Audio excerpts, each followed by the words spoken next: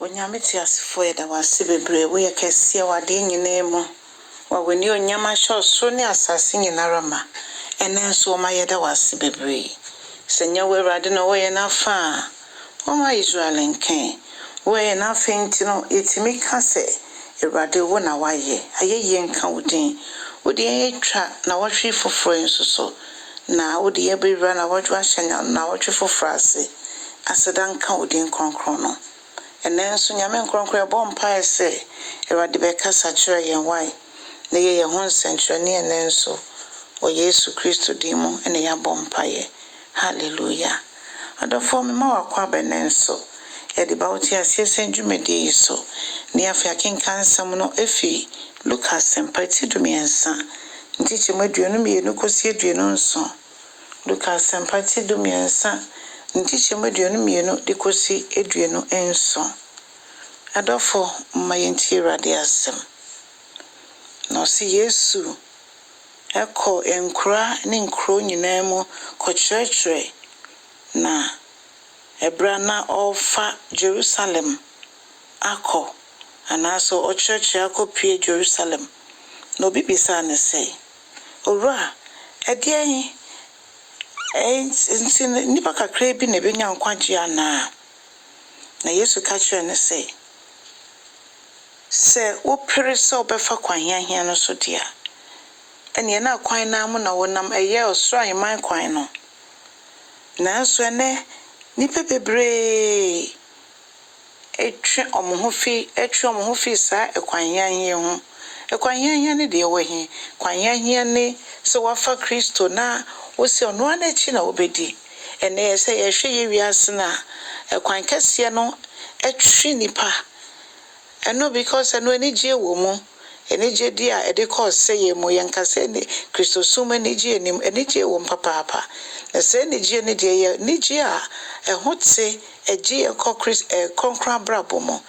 ne mu ekwan kase ne de nipa no so ne tipo ne be na nti obi ani ho betimi ani bibia na so ne wie ye no eyo seye ne wie ye no eyo seye eno na onyame asem eka cha yense yempere se bewura ekwan hia no mafise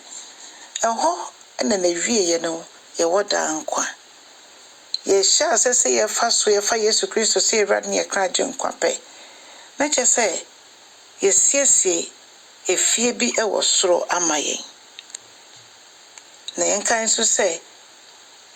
ye hihya manipa so bewu prekope na no echi na tembo ne wo ho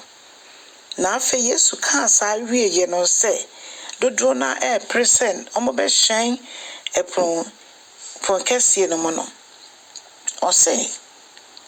owura na edan ne ye ne dia no ebireba so a obeto pro no mo eche sensa bre yetimi ede akukudro ne nam ye ko adoma henwane nim onyame adom na do susu nti no ode dom adebonyefo ma otimi yi omofi omoboni mu enti sabre de yehwehwe no a epro no da ho yebetimi ensa betimi aka no yebehu ne ntentem ose mo hwehwe mo bra me wo mo nchen yi ebre bi beso a sabre no na adom bra na atwemu na afei se owura ne to epro no mu a na je sa adom bra ne twemu a Yesu a oye kwan na ye fa no so no nso no na je se o to ni puno mu na Bible say ebi beka se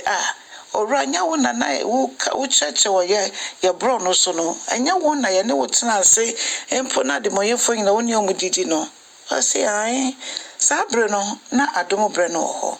ti sabre na sese nka mene wo ye hwehwe ekwan hia ne fa so na onya tumu a bibie ni ho bia ebetimi aye efise se nya ohwumi bra no aye fe no rapture no emu na ye kwa ebetimi abase ya mmerbeso ma ye fi asase so ansa na rapture na esi na Bible so owechi no ya tembo ne wo ho obi wo krot nkwemu na anso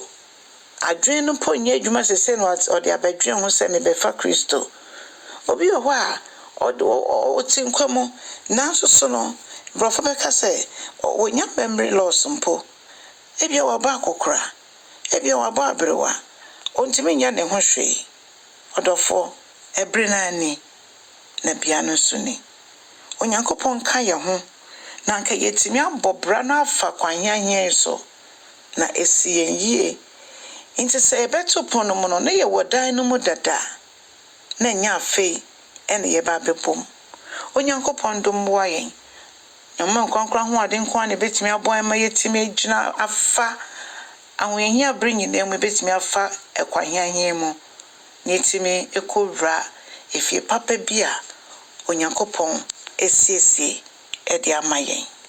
Odofo onyame nhyɛ no nyokese. Onto ya shimo Yesu Kristo dimu. Amen.